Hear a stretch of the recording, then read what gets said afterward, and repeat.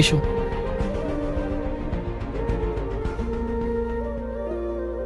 তুমি এখন ঠিক আছো তো? এসো।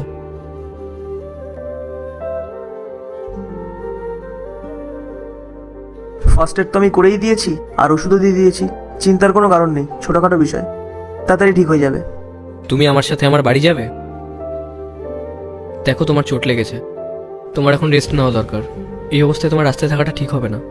আমার কথা শোনো, যখন তুমি ঠিক হয়ে যাবে তখন তুমি চলে যাও। ও আমার বোন দিশা। আর দিশা, আজকের পর থেকে ও আমাদের সাথেই থাকবে। ওর যা লাগবে একটু দেখে নিস। আচ্ছা দাদা, তুমি চলো আমার সাথে, আমি জামা কাপড় বের করে দিচ্ছি।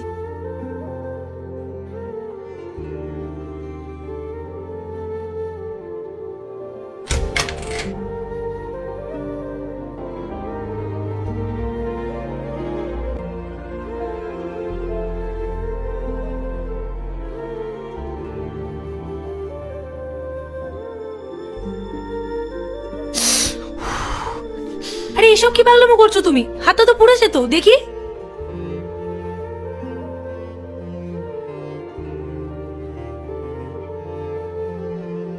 কি হলো? কি হবে? তুমি কখনো কিছু বলো না কেন? আমি তোমার সঙ্গে যতবার কথা বলার চেষ্টা করেছি, তুমি একবারও আমার সাথে কোনো কথা বলোনি। একটা কথা বলো না আমাকে, তুমি এই সিঁদুর, এই মঙ্গলসূত্র, এই শাখা কার নামে পড়ো? আমি বাড়ি থেকে পালিয়ে বিয়ে করেছিলাম, আর বিয়ের পর ও আমায় এই শহরে নিয়ে এসেছিল।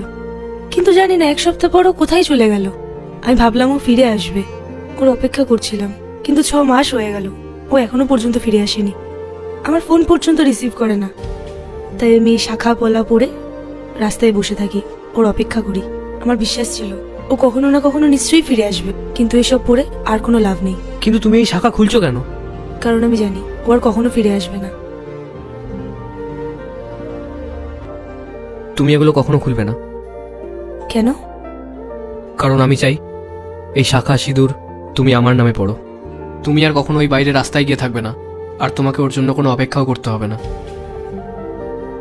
তুমি কি আমার জীবন সঙ্গিনী হবে?